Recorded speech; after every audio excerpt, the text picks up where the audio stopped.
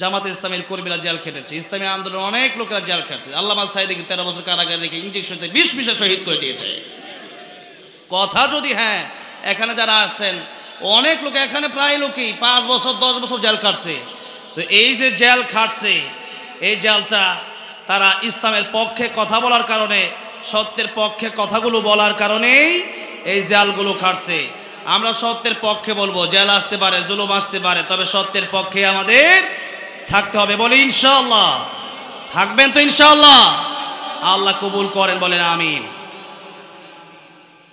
আল্লাহর শুকর আদায় করে বীর পুরুষের মতো সকলে আবার পড়ছি আলহামদুলিল্লাহ।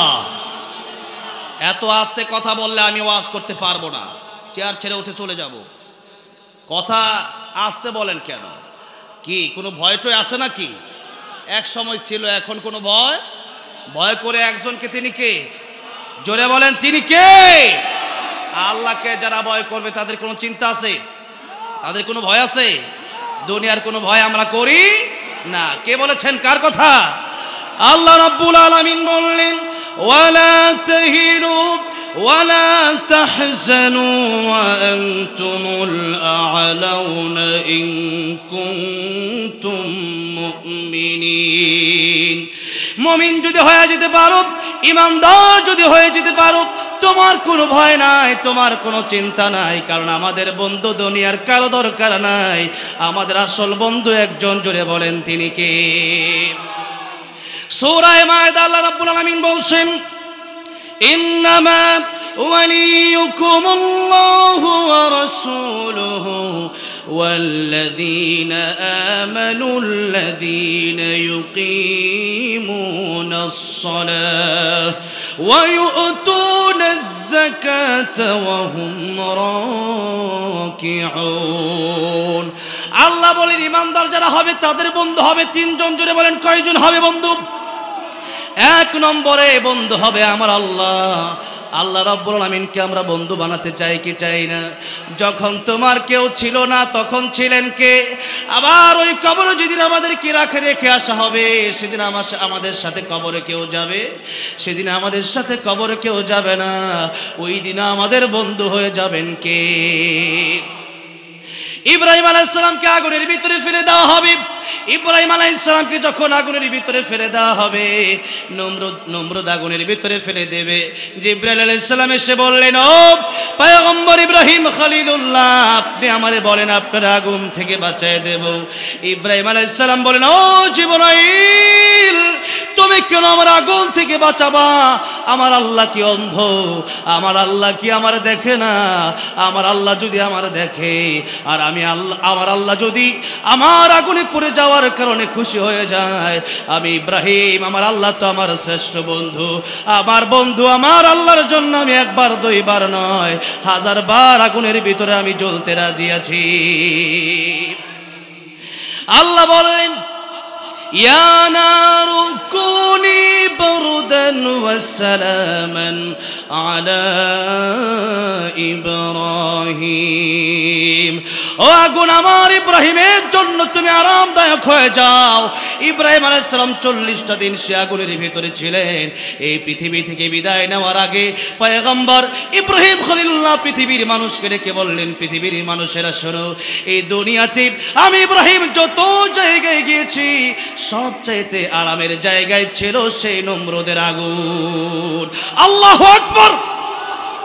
এই জন্য কবি বলেছেন, যে নামে ইব্রাহিমের আগুন হলো পানি, ডাকার মতো ডাকলে আজও সাড়া দেবেন তিনি রে মন, সাড়া দেবেন তিনি।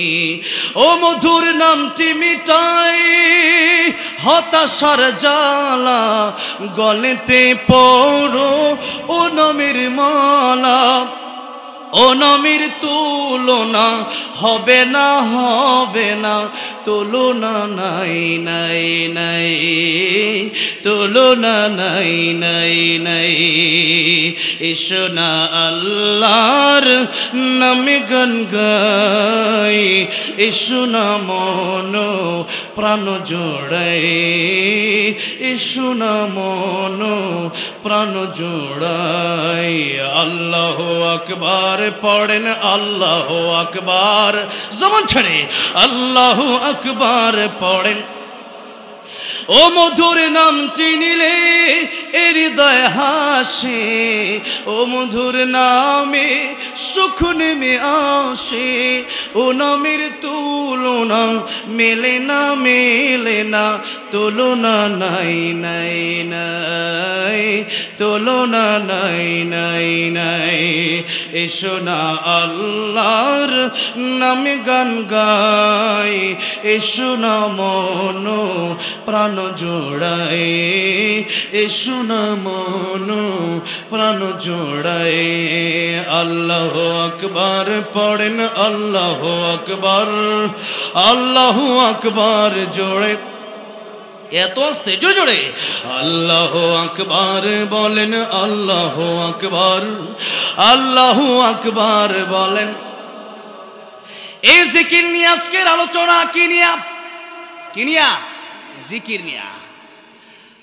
সূরা আহজাব থেকে আলোচনা হবে। কষ্ট হচ্ছে আপনাদের? এখনই কি ঘুমে ধরতেছে? কুষ্টিয়া গেলাম এই তো কয়েকদিন আগে আলোচনা করার জন্য। আমার সভাপতি সাহেব বলছে, হুজুর কি হয়েছে?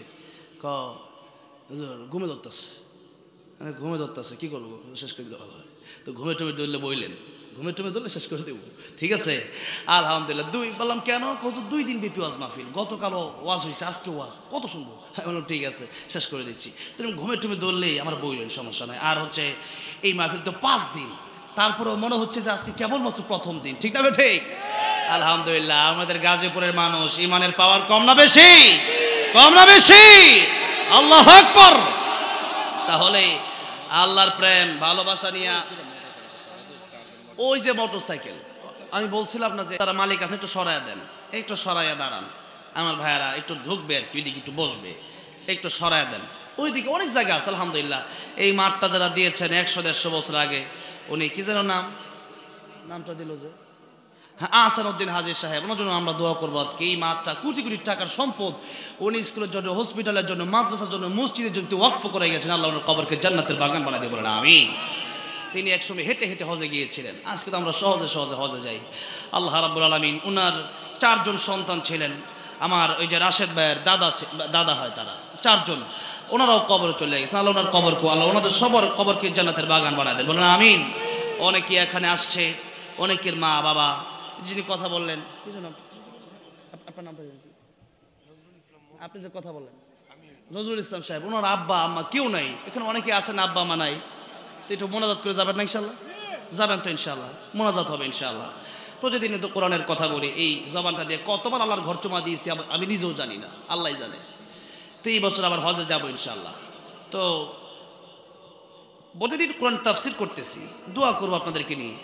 তো আপনারা এখানে অনেক মুরব্বীরা আছে যারা আল্লাহওয়ালা মানুষ, তাদেরকে নিয়ে আমরা একসাথে মোনাজাত করে বাড়িতে যাবো তো ইনশাল্লাহ। কেউ উঠবো না ইনশাল্লাহ, সর্বোচ্চ 12টা পর্যন্ত, এরপর আলোচনা আর যাবে না। এই টাইমটা পর্যন্ত আমরা যেন মানে আল্লাহর জন্য বসতে পারি বলে না আমি। সূরা আহজাব, কোন সূরা? সূরা আহজাব। এই সূরা আহজাবের 41 এবং 42 নম্বর আয়াত আপনাদের সামনে তেলাওয়াত করেছি। এই আয়াতের ভিতরে আল্লাহ রাব্বুল আলামিন যে কথাটা বলেছেন, এই কথা থেকে আমরা কোরআন শরীফ এবং কিছু তাফসির থেকে আমরা তাফসির করব, বলি ইনশাআল্লাহ। বলি ইনশাআল্লাহ। ওয়ামা তাওফীকি ইল্লা বিল্লাহ আলাইহি তাওয়াক্কালতু ওয়া ইলাইহি উনীব। আল্লাহ যেন আমরা বলার তৌফিক দান করেন, বলেন আমিন। আল্লাহ রাব্বুল আলামিন বলছেন, ইয়া আইয়ুহাল্লাযীনা আমানু যকুরুল্লাহা যিকরান কাসীরা ওয়াসাব্বিহুহু বুকরাতান ওয়া আসীলা। জোরে বলেন আল্লাহু আকবার। আল্লাহ বললেন, ইমানদার যারা আছো তারা বেশি বেশি আমি আল্লাহ জিকির করো। কি করবেন? বেশি বেশি কি করবেন? ওয়াজ তো শুধু শোনেন, কিন্তু এই ওয়াজ মানার দরকার আছে না নাই? ওয়াজ তো শুধু শোনেন কিন্তু মানেন না, ওটা পকেটের ভিতরে আপনারা রেখে দেন, ডান কানে ঢোকায় বাম কান দিয়ে ওয়াজ বের করে দেন। এই ওয়াজগুলো আমাদের আমলের নিয়তে শোনার দরকার আছে না নাই? আল্লাহ বললেন বেশি বেশি জিকির করো, তার মানে সুবহানাল্লাহ আলহামদুলিল্লাহ বললেন, তার মানে জিকির কি শেষ হয়ে গেল? হ্যাঁ, সুবহানাল্লাহ আলহামদুলিল্লাহ বললে জিকির শেষ হয়ে গেল না। তাফসীরে কাবীরে ইমাম ফখরুদ্দিন রাজি রাহমাতুল্লাহ আলাইহি লিখেছেন, জিকিরের প্রধানতম অর্থ হচ্ছে 5টা। জোরে বলেন, জিকিরের প্রধানতম অর্থ হচ্ছে কয়টা? 1 নম্বরে আল্লাহ রাব্বুল আলামিন বলছেন, ইন্না নাহনু নাযালনা যিকরা ওয়া ইন্না লাহু লাহাফিজুন। আল্লাহ রাব্বুল আলামিন বলেন, আমি আল্লাহ এই জিকির নাজিল করেছি, আর আমি আল্লাহ রাব্বুল আলামিন এই জিকির হেফাজত করব। কিন্তু এর অর্থ কিন্তু জিকির হয় না, এর অর্থ হয় আমি আল্লাহ কোরআন নাজিল করেছি, আর এই কোরআনের হেফাজতকারীকে। তাম পৃথিবীতে যত গ্রন্থ আছে, এই সমস্ত গ্রন্থ এই পৃথিবীর মানুষ মুখস্থ করে ধরে রাখতে পারে না, কিন্তু আল্লাহর কোরআনের হাফেজ পৃথিবীতে কোটি কোটি আছে না নাই? এই জন্য একটা হিন্দু কবি নকুল কুমার বিশ্বাস, এই হিন্দু কবিও এই কোরআনের প্রতি ভালোবাসা মায়া রেখে গান বানিয়েছেন। কি গান? যদি আগুনের লেগে ধ্বংস হয় পৃথিবীর সব বইয়ের দোকান, বিশ্ব থেকে হারাবে না পবিত্র কোরআন। করবে কেমন করে কোরআন ধ্বংস, করবে কেমন করে কোরআন ধ্বংস? আগুনের তেজ আছে বিশ্ব ভরা অগণিত কোরআনে হাফেজ। ঠিক না বে ঠিক? তারা আবার ছাপিয়ে আসমানি গ্রন্থ, তারা আবার ছাপিয়ে আসমানি গ্রন্থ, বাঁচাবে কোরআনের সম্মান, বিশ্ব থেকে হারাবে না পবিত্র কোরআন, বিশ্ব থেকে হারাবে না পবিত্র কোরআন। ঠিক না ঠিক? এই জন্য দেখেন কোরআন শরীফ, আমার মাদ্রাসায় এমনও ছাত্র আছে যেই ছাত্ররা 6 মাসে 1 বছরে কোরআন শরীফ হিফজ করে নাই। একটা ভুল আপনি পুরা কোরআন শরীফ তারে প্রশ্ন করবেন, আটকাতে পারবেন না। এই কোরআন শরীফ আল্লাহ রাব্বুল আলামিন শেখার জন্য আমাদের জন্য সহজ করে দিয়েছেন। এই কোরআন হচ্ছে 1 নম্বরের জিকির। তাহলে সর্বোত্তম জিকির হলো কোরআন শরীফ। কি? কোরআন শরীফ। কিন্তু বড় দুঃখজনক বিষয়, জিকির শুধু আমরা মনে করেছি সুবহানাল্লাহ আলহামদুলিল্লাহ, এই জিকির ঠিক করতেছেন, কিন্তু সুবহানাল্লাহ আলহামদুলিল্লাহ জিকির অবশ্যই ফজিলত আছে, নাই যে তা না, অবশ্যই ফজিলত আছে, কিন্তু ফরজ নামের যদি আপনি শুধু সুন্নত মানেন, সেই সুন্নতের কোনো দরকার নাই। নামাজ পড়তে গেলেন, সতর ঢাকলেন না, লুঙ্গি খুলে যদি পাগড়ি পরেন নামাজ হবে, কারণ সতর আপনার ঢাকা নাই। আমার আগে হুজুর ওয়াজ করেছেন, নামাজের ওয়াজিব 14টা, সতর ঢাকা আছে না নাই? আছে। তো এই যে সতর ঢাকা আছে, সতর যদি আপনার খোলা থাকে নামাজ হবে না। এই জন্য নামাজের ভিতরে এটাও তো আছে যে নামাজ যদি পড়তে হয়, নামাজের ভিতরে আল্লাহর কোরআন শরীফ অশুদ্ধভাবে তিলাওয়াত করলে নামাজ হবে? হবে নাকি? কিয়ামতের ময়দানে সর্বপ্রথম কিসের হিসাব হবে বলেন? নামাজের হিসাব হবে। আউয়ালু মা ইউহাসাবু বিহিল আবদু ইয়াউমাল কিয়ামাতিস সালাহ। কিয়ামতের ময়দানে সর্বপ্রথম নামাজের হিসাব হবে। এখন নামাজের হিসাব দিতে গিয়া পৃথিবীর কোটি কোটি মানুষ ধরা খেয়ে যাবে। কেমনে ধরা খাবে? টাঙ্গাইলে যাচ্ছে সিরাজগঞ্জে মাহফিলে, তো টাঙ্গাইলের এঙ্গায় গেলাম, সেখানে পাম্পাসে 5 জায়গায় নামাজের অবস্থান, সেখানে নামাজে আমি একজন নামাজ পড়াচ্ছে, তার পেছনে গিয়ে দাঁড়ায় গেলাম। সূরা ফাতিহা সে কুল হু আল্লাহ সূরা পড়তেছে, সূরা ইখলাস পড়তেছে, কুল হু আল্লাহু আহাদ। হইছে? হবে কি? কুল হু আল্লাহু আহাদ। তো এই শিক্ষা কোরআন শরীফ যদি না শেখেন, তেলাওয়াত শুদ্ধ হবে? হবে? হবে না। আল্লাহর কোরআন যদি আপনি সহি শুদ্ধ না করে না শিখেন, বড় বিপদে পড়ে যাবেন।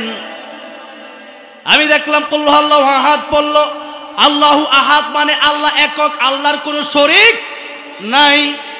কিন্তু সে যখন পড়ল আহাদ, তার মানে আল্লাহ ওয়াদা।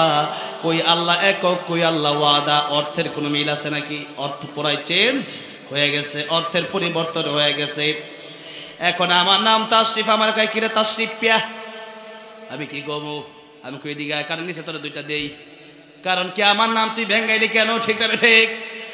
আল্লাহর কোরআন এটা আল্লাহর কালাম, এটা আল্লাহর একটা অংশ, এটা কোনো মাখলুক না।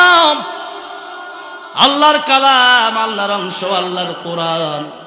এই কোরআন শরীফ আপনি সহি শুদ্ধ করে শিখলেন না, যার কারণে নামাজ ভঙ্গের কারণ 19টা। নামাজ ভঙ্গের কারণ কয়টা? 19টা। সর্বপ্রথম নামাজ ভঙ্গের কারণ কি? নামাজে অশুদ্ধ পড়া। কি অশুদ্ধ পড়া?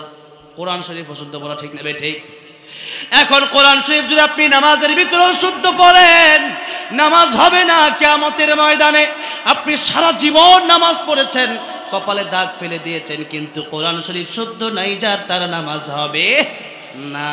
এখন আপনি কেন কোরআন শুদ্ধ করলেন না? ও বাবাজি, বয়স তো কম হয় নাই। কোরআন যদি না শিখেন, তাহলে আপনি প্রকৃত মানুষ হতে পারবেন না। কার কথা? কে বলেছেন? সূরা রহমান আল্লাহ বলেন, আর রহমানু আল্লামাল কুরআন খালাকাল ইনসান। আমি আল্লাহ রহমান, দয়াময় আল্লাহ, তিনি যিনি তোমাদেরকে কোরআন শিখালেন, এরপরে আল্লাহ মানুষ বানালেন। এখন আমরা তো দেখি আগে দুনিয়ায় আমরা আসলাম, এরপরে আমরা কোরআন শিখলাম। কিন্তু দুনিয়ায় আসছে তো আসাদ নূরও আসছে, তাসলিমান আসছে, আসছে ওই স্বৈরাচার হাসিনাও তো দুনিয়ায় আসছে। নাকি মানুষ নাকি? আল্লাহ কয় এরা প্রকৃত মানুষ না। কোরআন বিরোধী যারা হয়, আল্লাহ বিরোধী যারা হয়, এরা কুত্তার চেয়ে খারাপ। ঠিক না ঠিক? এটাকে আমি বানিয়ে বলছি? আল্লাহ বললেন, লাহুম কুলুবুল লা ইয়াফকাহুনা বিহা ওয়া লাহুম আ'য়ুনুল লা ইউবসিরুনা বিহা ওয়া লাহুম আযানুল লা ইয়াসমাউনা বিহা উলাইকা কাল আন'আমি বাল হুম আদাল উলাইকা হুমুল গাফিলুন। আল্লাহ বলেন, এই দুনিয়ায় তোমাদেরকে সৃষ্টি করলাম আমি আল্লাহ রাব্বুল আলামিন। তোমাদেরকে বোঝার জন্য দুনিয়ায় পাঠানোর পর এমনি রেখে দেই নাই। বোঝার মতো শক্তি আমি আল্লাহ তোমাদেরকে কলব দিয়েছি। এই কলব দিয়ে সব বুঝলা, কিন্তু আল্লাহর কোরআন যদি না বোঝো, তাহলে এই দুনিয়ায় প্রকৃত মানুষ হওয়া যাবে? কান দিয়েছি আমি আল্লাহ কোরআন শোনার জন্য, কিন্তু সেই কোরআন না শুনে শুনছো গান বাজনা, তুমি প্রকৃতপক্ষে মানুষ হতে পারবা না। আমি আল্লাহ রাব্বুল আমিন চোখ দিলাম কোরআন দেখার জন্য, সেই চক্ষু দিয়া কোরআন দেখলা না, দেখলা বেপরদা নারী। আমি আল্লাহ রাব্বুল আমিন ঘোষণা দিলাম, উলাইকা কাল আন'আমি বাল হুম আদাল। এরা শুধু কুকুর নয়, এরা কুকুরের চাইতে আরো বড় নিকৃষ্ট। অথচ কোরআন শরীফের অন্য আয়াতে সূরা বানী ইসরাঈলে তাকায় দেখেন, আল্লাহ বলছেন, ওয়ালাকাদ কাররামনা বানী আদম। এই পৃথিবীতে আকাশ জমিন চন্দ্র সূর্য গ্রহ নক্ষত্র আমি আল্লাহ যা বাড়িয়েছে, আমি আল্লাহ রাব্বুল আমিন সবচাইতে দামি বানিয়ে দিলাম বনি আদমকে তথা মানুষকে। জুড়ে বলেন সুবহানাল্লাহ। আল্লাহ পাক শ্রেষ্ঠত্ব দিলেন। কেন শ্রেষ্ঠত্ব দিলেন? আপনারা অনেকেই প্রশ্ন করতে, অনেকেই বলে ফেরেশতার দাম বেশি না মানুষের দাম বেশি? কার দাম বেশি? মানুষের দাম বেশি। কারণ বনি আদম আলাইহিস সালামকে ফেরেশতা সিজদা করছে না আদম ফেরেশতাকে করছে? ফেরেশতারা আদম আলাইহিস সালামকে সিজদা করছে কি করছে না? করছে। এখন সেই ফেরেশতারা সিজদা করছে, এখন ফেরেশতার চেয়ে মানুষ কেন দামি আগে ভালো করে বুঝেন। ফেরেশতার কোনো গুনাহ করার ইচ্ছাই নাই, আর মানুষের গুনাহ করার ইচ্ছা আছে না নাই? আল্লাহ বলেন ফেরেশতার গুনাহ করার ইচ্ছা নাই, তাই ফেরেশতা গুনাহ করে না। আর মানুষের গুনাহ করার ইচ্ছা আছে, এরপরেও যদি মানুষ গুনাহ না করে, ফজরের সময় ঘুম থেকে উঠতে মন চায়, ঘুমায় থাকতে মনে চায়, এরপরেও মানুষ যদি ফজরের নামাজে চলে যায়, ফেরেশতার মতো হতে পারে না, বরং ওই মানুষটা ফেরেশতার চেয়ে দামি হয়ে যায়। আল্লাহু আকবার।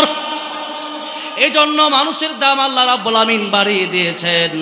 আল্লাহ রাব্বুল আলামিন সূরা ৩-এ ৪টি কসম করে বললেন, ওয়াত-তিনি ওয়াজ-যাইতুনি ওয়া তুরি সিনিন ওয়া হাযাল বালাদিল আমিন লাকাদ خلقنا الإنسان في أحسن تقويم।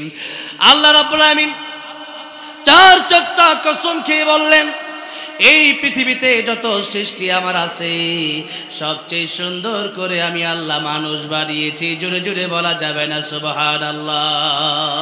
দুনিয়া সুন্দর, মানুষ সুন্দর, আসমান সুন্দর, জমিন সুন্দর, সুন্দর সুন্দর পাল্লা, জানি না কত সুন্দর তুমি আল্লাহ, জানি না কত সুন্দর তুমি আল্লাহ। বলেন, দুনিয়া সুন্দর, মানুষ সুন্দর, আসমান সুন্দর, জমিন সুন্দর, সুন্দর সুন্দর পাল্লা, জানি না কত সুন্দর তুমি আল্লাহ, জানি না কত সুন্দর তুমি আল্লাহ। কিয়ামতের ময়দানে জান্নাতে যারা যাবে এদের সাথে আমার আল্লাহ দেখা করবেন। বলেন সুবহানাল্লাহ। আল্লাহর সাক্ষাৎ চান কি চান না? আল্লাহ দেখা চান তো আপনারা? যে আল্লাহর জন্য এত ইবাদত করলাম, সে আল্লাহর দেখার ইচ্ছা আছে না? আছে তো নাকি?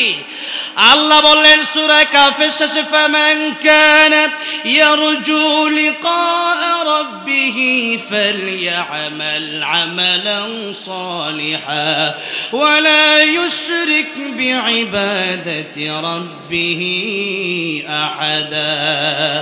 আল্লাহ দেখা করবেন তাদের সাথে যা নেক আমল করবে আর শিরিক করবে না। আমাদের দেশে শিরিক আছে না নাই? বাবার পূজা আছে না নাই? মাজার পূজা আছে না নাই? মাজার পূজা যারা করবে, কবরে গিয়ে যারা পূজা করবে, এদের ঈমান নাই। এরা তো শিরিক করে। আমি ইন্ডিয়ায় গিয়েছিলাম ওয়াজ মাহফিল করার জন্য, আমাকে গ্রেফতার করা হয়েছিল। সেখানে আমাকে পুলিশ জিজ্ঞাসা করলো, আপনি ইন্ডিয়াতে আসেন কিসের জন্য? এক আল্লাহর দাওয়াত দেওয়ার জন্য। আমি বললাম, ভাই এক আল্লাহর দাওয়াত দেওয়ার জন্য। আমারে বললাম, আমরাও তো আল্লাহরে মানি। আমি বললাম, কেমনে মানেন? আল্লাহ আল্লাহ আমাদের প্রভু, আরো ৩৫৯টা আমাদের প্রভু আছে, এক আল্লাহ এত কিছু পারে কেমনে? আমি বললাম, আরে বোকা, তুমি তো বোঝো না। লাউ কানা ফীহিমা আলিহাতুন ইল্লাল্লাহু লাফাসাদাতা। আল্লাহ যদি দুইজন হতো তাহলে মারামারি হতো। এক আল্লাহ বলতো আজকে সূর্য উঠবে, আর এক আল্লাহ বলবে আজকে সূর্য উঠবে না। এক আল্লাহ বলতো আজকে চন্দ্র উঠবে, আর এক আল্লাহ বলতো আজকে চন্দ্র উঠবে না। এই জন্য মারামারি হয়ে যেত। এই জন্য আল্লাহ রাব্বুল আলামিন তিনি একজন, যিনি পারেন তিনি সবই পারেন। আর এই দুনিয়ায় আমরা যা আছি সবই হলাম মাখলুক। এই একটা কথার কারণে আমার এই গ্রেফতার করে রেখে দেওয়া হলো। আমার ভাইরা, আমার মুরব্বী ওয়াজিরা, এখন আপনিও যদি ওই হিন্দুর মতো হিন্দু করতেছে গিয়া সেই মূর্তির পূজা, আর আপনি যদি করেন মাজারে পূজা, পীরের পায়ে যদি আপনি সেজদা দেন, ঈমান থাকবে না। আল্লাহর নবী বলেছেন, সিজদা যদি কাউকে দেওয়া যেত, আমি বলতাম, ও দুনিয়ার স্ত্রীরা, তোমরা তোমাদের স্বামীর পায়ে সিজদা করো, আল্লাহু আকবার। তবে স্বামীর পায়ে সিজদা করা যাবে না, স্বামীর মর্যাদা বাড়ায় দেওয়ার জন্য নবীজি এই কথা বললেন। কিন্তু এখনকার স্বামীর স্ত্রীরা এখন কি রকম মেনে চলে স্বামীকে? কি করে? তোমার ঘরে আইছি, এটা বড় ভুল করছি, আল্লাহ যে কেন এই ঘরে আনছিল, ঠিক না বেঠি? এরকম আছে না নাই? নারীরা দুই কারণে জাহান্নামে যাবে বেশি, মহিলারা তো আসছে আপনাদের চাইতে বেশি। কয় কারণে? এক নম্বর কারণ হলো তারা গীবত করে। কি করে? কি করে? আপনারাও করেন, করেন না? চার দোকানে করেন না গীবত? বোঝেন তো ওইটা? ও বেটা ভালো না, লোকটা বেশি সুবিধার না। নবী বলেছেন, আল কাইস মান দানা নাফসাহু ওয়া আমিলা লিমা বাদাল মাউত। আত্মসমালোচনা করো, কবরের চিন্তা করো, কারণ আমার কবরে আমি যাব, আপনার কবরে আপনি যাবেন, আপনার কবরে আমি যাব না, আমার কবরে আপনি যাবেন না। সুতরাং নিজের জাহান্নাম থেকে বাঁচার জন্য নিজের চিন্তা করার দরকার আছে না নাই? আমি এই ঘটনাটা অনেকবার বলেছি মাহফিলে। ইন্ডিয়ার আসামে একবার গেলাম, তো সেখানের একজন অনেক বড় একজন আলেম, তিনি মাগরিবের নামাজ, আমি তো মুসাফির, তিনি আমার সাথে এসে যখন বসলেন, বললেন মাগরিবের নামাজ পড়ান। বললাম আপনি পড়ান। তো উনি মাগরিবের নামাজ পড়াতে গিয়ে কিছু ভুল করলেন। আমি চিন্তা করলাম তেলাওয়াতটা একটু অশুদ্ধ হয়েছে, আমি নামাজটা আবার পড়ে নিই। তো উনি সুন্নত পড়লো, আমি আবার যখন 3 রাকাত পড়লাম উনি যে কোনোভাবে বুঝতে পারলো যে উনি নামাজটা আমি দৌড়ালাম। আমি দ্বিতীয়বার মাগরিবটা আবার পড়লাম। তখন তিনি পরের দিন উনি আমাকে দাওয়াত করলেন, দাওয়াত করে ওনার মাদ্রাসায় আমাকে নিয়ে গেলেন। যাওয়ার পরে আমাকে অনেক হাদিয়ে দিলেন। হাদিয়ে দেওয়ার পরে বললেন যে ভাই আপনি আমার ছোটো ভাই, বয়সে ছোটো হবেন, তবে একটা কথা হচ্ছে যে গতকাল মাগরিবের নামাজ আমি পড়ালাম, আপনি কেন আবার পড়লেন? আমি বললাম যে পড়েছি যে কোনো কারণে আমি পড়ছি, আমার নামাজ মনটা অন্যদিকে গিয়েছিল। তো তার কোরআন তেলাওয়াত একটু অশুদ্ধ হয়েছে, তার কারণে মনটা একটু আসলেই অন্যদিকে গিয়েছিল, এটাও সত্য কথা। আমি ভাবছিলাম যে কি মনে করে, তো উনি বললো ভাই একটু সত্য করে বলেন। আমি বললাম সত্য কথা হচ্ছে এটা যে আপনার কোরআন তেলাওয়াত এক জায়গায় অশুদ্ধ হয়েছিল, এই জন্য নামাজটা আমি আবার পড়লাম। তখন তিনি খুশি হয়ে বললেন আপনি আমার বড় উপকার করলেন। কি করলেন? উপকার করলেন। আর আমাদের ভুল ধরা দিলে আমরা রাগ করি যে ভুল ধরা দিলে কেন? মনে করেন এটা কথার কথা, আমার নাকে ময়লা বেজে আছে, এখন কেউ বইলা দিল যে আপনার নাকে ময়লা, আমি আমার নাকে ময়লা বললা কেন? এটা কি বলা ঠিক হবে? নাকি এই যে মাহফিলে আসার আগে আমাকে যদি কি বলো হুজুর আপনার মুখে একটা নাকে ময়লা লেগে আছে, এখন এই কথা বলার কারণে আমি তাকে আর বাহবা দেবো কেন? এখনো তুমি একলা দেখলা ভুলটা ধরাই দিচ্ছ, আগামীতে আরো হাজার হাজার মানুষের সামনে আমার এই ভুলটা হবে না। ভুল ধরা দিলে খুশি হতে হবে, রাগ করা যাবে না। কিন্তু আমাদের স্বভাব হলো একটা ভুল আমাদেরকে ধরা দিলে আমরা কই বেটা তুই কি হয়ে গেছিস, আমার চিনোস, এরকম আছে না নাই? ভুল ধরা দিতে হলে যদি বুঝেন যেটা ভুল মেনে নিবে। আপনার সে উপকার করলো। কি করলো? উপকার। যেই কথা বলছিলাম গীবত, এই গীবত আমাদের দেশে আজকে ছড়িয়ে গেছে। মহিলারা গীবতের কারণে বেশি জাহান্নামে যাবে। একজনের বিরুদ্ধে আরেকজন কথা 1 ঘন্টা 2 ঘন্টা বলতে থাকে। এই জন্য নিজের চিন্তা করেন, নিজের ভুল ধরেন, আরেকজনের ভুল পরে ধরবেন। আল্লাহ রাব্বুল আলামিন বলেছেন সূরা হুজুরাত, ওয়ালা ইয়াগতাব বা'দুকুম বা'দা আইয়ুহিব্বু আহাদুকুম আন ইয়াকুলা লাহমা আখিহি মাইতান ফাকারিহতুম। আল্লাহ বলেন ওয়ালা ইয়াগতাব বা'দুকুম বা'দা, একজন আরেকজনের বিরুদ্ধে গীবত করবে না। আর আইয়ুহিব্বু, তোমরা কি এটা পছন্দ করো? আইয়ুহিব্বু আহাদুকুম, তোমাদের মধ্যে এমনটা কেউ পছন্দ করো যে আইয়াকুলা লাহমা আখিহি মাইতান ফাকারিহতুম, যে তোমরা একে অপর ভাইয়ের মৃত ভাইয়ের গোশত তোমরা খাবে, এটা কি তোমরা কেউ পছন্দ করে? কেউ খাই আমরা? মৃত মানুষের গোশত কেটে কি কেউ আমরা খাই? আল্লাহ কত বড় কথা বললেন যে এটা যেমন অপছন্দ আমি আল্লাহ, এটা যেমন হারাম আমি আল্লাহ তোমাদেরকে গীবত করাও হারাম করে দিলাম। এবার একটু আসুন, ইমাম সুফিয়ান সাউরি রহমতুল্লাহ অনেক বড় ইমাম, অনেক বড় মুজাদ্দিদ আলেম, তিনি তার খাদেমকে একদিন ডেকে বললেন, খাদেম এই যে নাও কিছু টাকা পয়সা আমি তোমারে দিলাম, এই টাকা পয়সা তুমি ওই লোককে দিয়ে আসবা যে লোক আমার বিরুদ্ধে বদনাম বলে, আমার বিরুদ্ধে গীবত করে। খাদেম বলল হুজুর আমি যাবো না। হুজুর বলেন কেন? যে টাকা পয়সা দিলে তো আপনি আমারও দিতে পারেন, আপনি তার দিলেন কেন? আপনার বিরুদ্ধে বদনাম বলে, আমি না আপনার খাদেম, আমাকে দেন। হুজুর বললেন খাদেম তাকে কি জন্য দিলাম, সে তো আমার এত বড় উপকার করছে যে উপকার আমার মা বাপেও আমার জন্য কিয়ামতের ময়দানে করবে না। কত বড় কথা, একটু লক্ষ্য করেন। এগুলো কথা কি আপনারা বুঝতেছেন তো নাকি? বলেন, দেশের সব জায়গায় তো মানুষ বোঝে নাকি? আমার এলাকার মানুষ আমার কথা বোঝে না নাকি? বুঝতেছে? কি জন্য বলতেছিলাম? হ্যাঁ, ইমাম সুফিয়ান সাউরি রহমতুল্লাহ আলাইহি তিনি বললেন যে দেখো আমার মা বাপেও আমার এত বড় উপকার করবে না কিয়ামতের ময়দানে, ও বেটা যত বড় উপকার করবে। এখন একটু বোঝার ব্যাপার আছে, তো কিছু বোঝার ব্যাপার আছে না? দেখেন আল্লাহ রাব্বুল আলামিন, দেখেন মা আর বাবা তাদের ব্যাপারটা আল্লাহর ইবাদতের পরে কিন্তু আল্লাহ মা বাপের খেদমত করার কথা বলছেন, বলেন নাই? সূরা বনী ইসরাঈল আছে না, ওয়াকাদা রাব্বুকা আল্লা তা'বুদু ইল্লা ইয়্যাহু ওয়া বিল ওয়ালিদাইনি ইহসানা। আল্লাহ বললেন আমার ইবাদতের পরে তোমরা তোমার পিতামাতার খেদমত করবা। কার খেদমত? কার খেদমত? পিতামাতার খেদমত। মা বাবার খুশি হয়ে যাও, আমার আল্লাহ খুশি হয়ে যাবে। আজ এই কথাগুলো আমাদের মানতে হবে, বুঝতে হবে। তবে লা তাআতা লি মাখলুকিন ফি মাসিয়াতিল খালিক। মা বাবা তারা যদি আল্লাহর বিরুদ্ধে এমন কোনো কথা বলে যে সুদ খাও, ঘুষ খাও, নামাজে যাওয়ার দরকার নেই, ঘুমাও, এই কথা মা বাপের শোনা যাবে না। মনে রাখতে হবে, কথার পয়েন্ট বুঝতে হবে। আর সন্তান যদি আপনার হক আদায় করে, কখন আদায় করবে? যখন আপনি তাকে মা বাবার হক কি এটা কোরআন থেকে আপনি শিক্ষা দিবেন, ঠিক না? ঠিক। আরে শিক্ষা না দিলে তো আদায় করবে না। এই কোরআন শরীফ থেকে শিক্ষাগুলো দিতে হবে। এই তো কাপাসিয়াতে একটা জায়গায়, ওই যে আমরা এদের ওইদিকে একটা বৃদ্ধাশ্রমে আমি গিয়েছিলাম কয়েকদিন আগে। যাওয়ার পরে দেখলাম মুরব্বী একজন মানুষ। আমি জিজ্ঞাসা করলাম, আপনি এখানে আপনার ছেলে কি করে? বলে ডক্টর। কোথায় থাকে? আমেরিকা। তো এখানে রেখে গেছে মানে? কই স্ত্রী? তার স্ত্রী একজন আসে না, আমি একলা বাড়িতে, সে আমেরিকা থাকে, আমার দেখবে কে, দেখার লোক তো আর নাই, তাই আমাকে চিন্তা করছে বৃদ্ধাশ্রমে রেখে গেছে আর কি। নাউযুবিল্লাহ বলেন। এই কথাগুলো কোরআন শরীফের শিক্ষাগুলো আছে, আছে না নাই? আছে। এই জন্যই মা বাপের হক নষ্ট করা যাবে না। মা বাপ যেটা চায় সেটা মা বাপকে খুশি করার চেষ্টা করবেন আপনার সাধ্যের ভিতরে। সাধ্যের বাইরে হলে সেটা করা যাবে না। সাধ্যের বাইরে তো করা যাবে, তবে যতক্ষণ সাধ্য আছে এরপর আপনি কষ্ট দিচ্ছেন তা হবে না। দেখেন, আপনার সাধ্যের ভিতরে মা বাবার হক আপনার আদায় করতে হবে। আর যদি মা বাপকে আপনার সাধ্য আছে অনর্থক যদি আপনি কোনো কষ্ট দিয়ে ফেলেন, তাহলে আপনি বিপদে পড়ে যাবেন। আল্লাহর নবী বিশ্বনবী রাহমাতুল লিল আলামিন রাস্তা দিয়ে যাচ্ছেন, সেখানে আল্লাহর নবী বিশ্বনবী দেখলেন একটা কবরে আযাব হচ্ছে। নবীজি হাত উঠালেন, হাত উঠায় দোয়া করলেন, আয় আল্লাহ রাব্বুল আলামিন, এই বান্দার কবরের আযাব তুমি মাফ করে দাও, আমি তো রহমতের নবী। আল্লাহ হচ্ছেন রব্বুল আলামিন। আল্লাহ কি? আল্লাহ কি? রব্বুল আলামিন।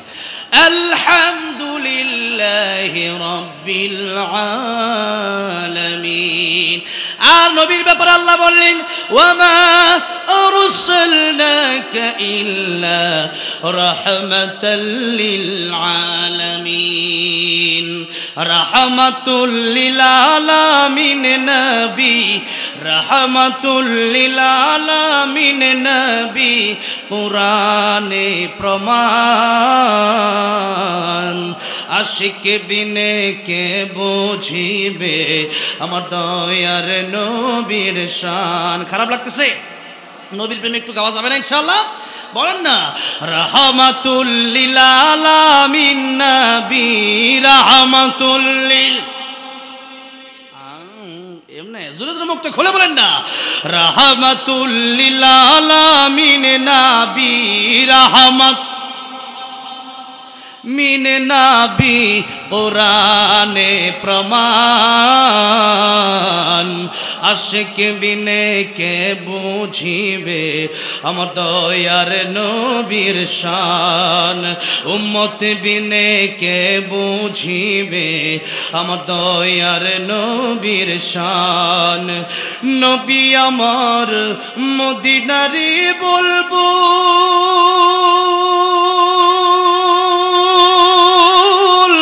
আমার আল্লাহ ভালোবেসে নামটি দিলেন হাবিবে রাসূল। আল্লাহু আকবার। নবী আমার মদিনারি বলবো, আমার আল্লাহ প্রেম করিয়া নামটি দিলেন মুহাম্মদ রাসূল। ওই নবীকে ভুল বুঝিলে, ওই নবীকে ভুল বুঝিলে থাকবে না ঈমান। আশিক বিনে কে বুঝিবে আমার দয়ার নবীর শান। বলেন না, আশিক বিনে কে বুঝিবে আমার দয়ার নবীর শান। রাহমাতুল লিল আলামিন নবী, রাহমাতুল লিল, কুরআনে প্রমাণ।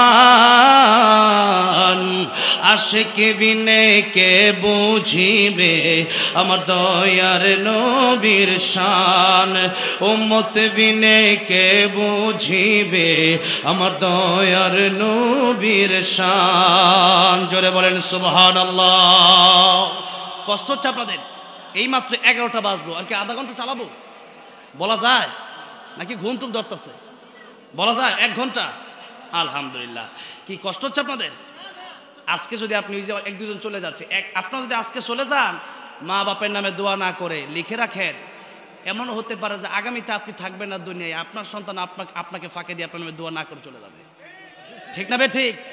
এই জন্য আজকে আমরা একসাথে বাবার নামে মায়ের নামে এই যারা অন্ধকার কবর দেশে চলে গেল, পরকালে যেন পরকাল প্রজন্ম যেন আমাদের জন্য দোয়া করে সেই মাহফিলগুলোতে, সেই জন্য আমাদের পূর্বপুরুষ যারা চলে গেল এদের জন্য একটু দোয়া করে যাওয়ার দরকার আছে না নাই? তাহলে একসাথে ইনশাল্লাহ আমরা বাপের নামে মায়ের নামে দাদার নামে দাদির নামে নানার নামে নানির নামে আমাদের পূর্বপুরুষদের নামে একটু মোনাজাত করে যাব। এই মাহফিলটা আজকে হচ্ছে, এই মাহফিল প্রতিদিন হবে না, আজকে শেষ হয়ে যাচ্ছে, আগামীকাল আমি আপনি নাও থাকতে পারি। এই জন্য তৌবা করে বাড়িতে যান। রাজি আছেন ইনশাল্লাহ? লিল্লাহি তাকবীর, লিল্লাহি তাকবীর। আল কোরআনের আলো, লিল্লাহি তাকবীর। তাহলে কি আর 2-4-5 মিনিট আধা ঘন্টা বলা যায় তো নাকি? কষ্ট হলে একটু আমাকে জানাই দেবেন, তাহলে আমার সুবিধা। আমি চলে যাব আগামীকাল আবার উত্তরবঙ্গে সেই মাহফিল রাখছি। একটা দিন মাঝখানে হুট করে যখন আমাকে বলছে যে আমরা আপনাকে অনেক মহব্বত করি, এরপরে এই মাহফিলের জন্য আমাদের কাইমুল্লাহ সাহেবের কাছে ফোন দিচ্ছে আর কি। তো উনি আমার বলছে, তো আজকের মাহফিলটা সম্ভবত সিরাজগঞ্জ না কোথায় ছিল, আমি বললাম যে একদিন পিছানো যায়, পরে তারা বললো হ্যাঁ। তো এই জন্য আজকে গতকাল ছিল সেই জয়পুরহাট, কোথায়? এই ইন্ডিয়া, একবারে ইন্ডিয়ার বর্ডার। হুজুর এই যে মাহফিল আর এই যে বর্ডার, এই যে লাইট জ্বলছে, আর পরে হচ্ছে ইন্ডিয়া। তো গতকাল ছিল জয়পুরহাট। এই একটা দিনের জন্য আবার গাজীপুর আসলাম, আবার আগামীকাল যাবো সে সিরাজগঞ্জ। তো সবে দূরে দূরে আমার দেশে তো আমার অনেক আলোচকরা আছে আলহামদুলিল্লাহ করে, আমি খুব এই দিকে খুব কমই 1-2টা মাহফিল নিছে আর কি। তো যাই হোক, তো সেদিকে আমার মাহফিলগুলো বেশি। তো আজকে এই মাহফিলটাতে যারা আসছি আমরা একটু যেন একসাথে মোনাজাত করে যেতে পারি, বলেন ইনশাআল্লাহ। আমার ভাইরা, আমার মুরব্বী বাবাজিরা, বলতেছিলাম নবী দেখলেন মায়ের কবরে আযাব হয়, এবার নবী যে হাত তুললেন, নবীর হাতের দাম আছে না নাই? বলেন আছে না নাই? নবী হাত তুললেন, কিন্তু আমার নবী হাত তোলার পরে সাহাবায়ে কেরাম রাদিয়াল্লাহু আনহুম আজমাইন দেখলেন কবরে আযাব মাফ হয় না। আমার নবীজি দ্বিতীয়বার আবার হাত উঠালেন, দ্বিতীয়বার আবার হাত উঠায়া আল্লাহ রাব্বুল আলামিনের কাছে দোয়া করলেন, আল্লাহ রাব্বুল আলামিন একবার আমি দোয়া করলাম কবুল হলো না, আমি আরেকবার হাত উঠালাম, আয় আল্লাহ রাব্বুল আলামিন এই কবরের আযাব তুমি মাফ করে দাও, এই কবরের আযাব। আমি রাহমাতুল লিল আলামিন নবী, আমার তো আর সহ্য হচ্ছে না কবরের আযাব দেখে। লোকটা মুসলমান, এরপরেও কেন কবরে আযাব হয়?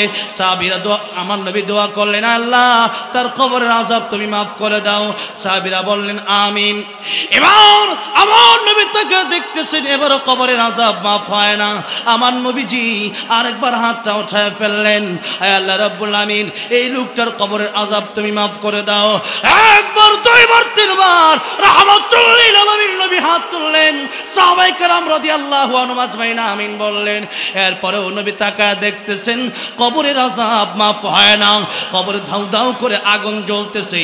আমার নবী ডাক দিয়ে বলেন, আয় আল্লাহ রাব্বুল আলামিন এই কবরে আযাব হয়, আমি না রহমতের নবী, একবার, দুইবার, তিনবার আমি কবরে আযাব বন্ধ হওয়ার জন্য দোয়া করলাম, আয় আল্লাহ রাব্বুল আলামিন কবরে আযাবকে মাফ করে দেওয়া যায় না।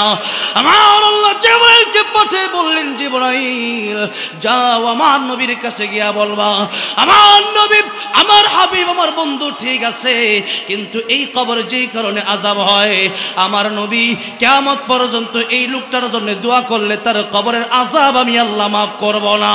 আমার নবীকে গিয়ে জানিয়ে দিবা তার মাকে সে কষ্ট দিয়েছে, তার মা যতক্ষণ পর্যন্ত তাকে মাফ করে না দিবে ততক্ষণ পর্যন্ত আমি আল্লাহ রাব্বুল আলামিন তার কবরের আযাব মাফ করব না। এবার জিবরাইল সেই আল্লাহর নবী বিশ্ব নবী রাহমাতুল লিল আলামিনকে বললেন, ইয়া রাসূলুল্লাহ, ইয়া হাবিবাল্লাহ, এই লোকের কবরের আযাব ততক্ষণ পর্যন্ত মাফ হবে না যতক্ষণ পর্যন্ত তার মা তারে মাফ না করবে। আমার নবীজি সেই যুবকের মাকে ডাকলেন কবরের পাশে, ডেকে বললেন, মা গো এই কবরে আযাব হয়, তুমি কি জানো? নবী, ইয়া রাসূলুল্লাহ, ইয়া হাবিবাল্লাহ, আমি জানি না।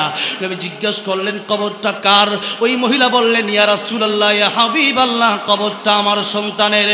নবী আমার ডেকে বললেন, ও মা এই কবরে আযাব হয়, যে আযাব তুমি যদি একবার দেখতে মহিলারে তুমি সইতে পারতে না, ও মা তুমি কি তারে মাফ করে দিতে পারো না? মহিলা বলে, ইয়া রাসূলুল্লাহ, ইয়া হাবিবাল্লাহ, আমি তারে মাফ করব না। নবী বললেন কেন মাফ করব না? মহিলাটিকে বলি ইয়া রাসূলুল্লাহ, ইয়া হাবিবাল্লাহ, আমার গায়ে যে আঘাতগুলো আমার সন্তান করেছে তার স্ত্রীর কথা শুনে, এই আঘাতগুলো এখন আমার পিঠে দাগ আছে, ইয়া রাসূলুল্লাহ আমি মাফ করব না। নবী যে বড় কষ্ট পেয়ে গেলেন, মা হইয়া এখনো তারে মাফ করে না। আমার নবী ডাক দিয়ে বলেন মা গো, তুমি কি তারে মাফ করবা না? বলে না। আমার নবী আবার আল্লাহর কাছে দোয়া করে বললেন আল্লাহ রাব্বুল আলামিন, আমার আগের দোয়া তুমি কবুল করো নাই, এখন আমি রাহমাতুল লিল আলামিন নবী হইয়া তোমার কাছে আরেকটা দোয়া করতে চাই। আয় আল্লাহ রাব্বুল আলামিন, আগের দোয়াটা যদিও কবুল হয় নাই, কারণ হকটা তার মায়ের সাথে সম্পৃক্ত, এখন আমি আরেকটা দোয়া করব। তুমি যেমন আমাকে কবরের আযাবটা দেখাইলা, তার মাকেও তুমি কবরের আযাবটা দেখা। আমার আল্লাহ বললেন, ও আমার হাবিব, ও আমার বন্ধু, আমি আল্লাহ রাব্বুল আলামিন আপনার আগের দোয়া যদিও কবুল করে নাই, কিন্তু আপনার এই মুহূর্তের দোয়া আমি আল্লাহ কবুল করে নিলাম। তার মাকে আমি আল্লাহ কবরের আযাব দেখায় দিলাম। জোরে কোন আল্লাহু আকবার। তার মা যেই মাত্র কবরের আযাব দেখতে পারল, তার মা তাকে দেখতেছে কবরে আযাব হয়, যেই মাত্র দেখলো মহিলা চিৎকার মেরে বলে ইয়া রাসূলুল্লাহ, ইয়া হাবিবাল্লাহ, কবরে আযাব বুঝি এত ভয়ঙ্কর আযাব। নবী আমার ডেকে বলে, ও দুনিয়ার উম্মতের, এক একটা হাতুড়ির বাড়ি কত ওজন। উহুদ পাহাড়ে আমি চুমু দিয়ে এসেছি, সে উহুদ পাহাড় 8 মাইল লম্বা পাহাড়। নবী আমার ডেকে বলেন, দুনিয়ার উম্মতেরা, ওই পাহাড়কে যদি কবরের হাতুড়ি দিয়ে একটা বাড়ি দেওয়া হয়, আগুনের হাতুড়ি দিয়ে, পাহাড়টা চূর্ণ বিচূর্ণ হয়ে যাবে। আর আপনি আমি কত বড় মানুষ, আমাকে আপনাকে কিয়ামত পর্যন্ত এই হাতুড়ি দিয়ে যদি বাড়ি দেওয়া হয়, আপনার অবস্থা কি হবে? একটু চিন্তা করলে পরে, কবর নিয়ে চিন্তা করলে পরে, পরকাল নিয়ে চিন্তা করলে পরে, কিয়ামতের ময়দান নিয়ে মানুষ চিন্তা করলে পরে, মানুষ গুনাহ করতে পারে না, মানুষ আল্লাহর ওলি হয়ে যায়। কি নিয়ে চিন্তা করবেন? পরকাল। নবী আমার বলেন, ও সাহাবীরা, আমার মনে চাই আমি দোয়া করি আমার আল্লাহ যেন আমার উম্মতকে কবরের আযাব দেখায়া দেয়, কিন্তু আমি কেন দোয়া করি না? ও আমার উম্মতেরা, আমি যদি আমার উম্মতের জন্য দোয়া করি কবর আযাব দেখা দেওয়ার জন্য, আমার আল্লাহ যদি সেই দোয়া কবুল করে নেন, তাহলে মানুষ তার বাবার লাশ নিয়ে আর কবরস্থানে যাবে না, মানুষ তার মায়ের লাশ নিয়ে কবরে যাবে না, নিজের ভাইয়ের লাশ নিয়ে ভাই কবরে যাবে না, বোনের লাশ নিয়ে মানুষ কবরে যাবে না। কবরে, আমাদের দেশে কবর আছে, কিন্তু কবরের আযাব আমরা দেখতে পারি না। গরু ছাগল কবরের আযাব দেখতে পারি। এই জন্য মাঝে মধ্যে গরু ছাগল রশি ছিঁড়া গরু ছাগল পালায়া যায়, ছুটাছুটি করতে থাকে। আমার ভাইরা, আমার মুরব্বি ওয়াজিরা, এই জন্য রাস্তার পাশে কবর থাকলে সেখানে দাঁড়ায়া যাবে, সেখানে দাঁড়ায় দোয়া করবেন, কাঁদবেন। ওসমান গনি রাদিয়াল্লাহু আনহু, তিনি কবরের পাশে যখনই দাঁড়াতেন তখন এত কাঁদতেন, এত কাঁদার কখনো কাঁদতেন না। সাহাবায়ে কেরাম জিজ্ঞাসা করেন, ওসমান গনি এত কাঁদা আপনি কেন কাঁদেন? ও ভাইয়া ওসমান কেন কাঁদেন বলেন? জান্নাত জাহান্নামের আলোচনা হয়, সেখানে আপনি এত কাঁদেন না, কবরের পাশে দিয়া গেলে আপনি কেন এত কাঁদেন? ওসমান গনি রাদিয়াল্লাহু আনহু ডেকে বলল, ও সাহাবীরা, এই কবর হলো মানুষের প্রথম ঘাঁটি। আল কবরু রাউযাতুম মির রিয়াজিল জান্নাহ আও হুফরাতুম মিন হুফারিন নার। দুনিয়ার লোকেরা, এই কবরটা প্রথম ঘাঁটি। কবরটা যার জন্য সুন্দর হয়ে যাবে, তার সব ঘাঁটি সুন্দর হয়ে যাবে। আর কবরটা যার জন্য জাহান্নামের গর্ত হয়ে যাবে, সে জায়গায় জায়গায় গিয়ে ধরা খেয়ে যাবে।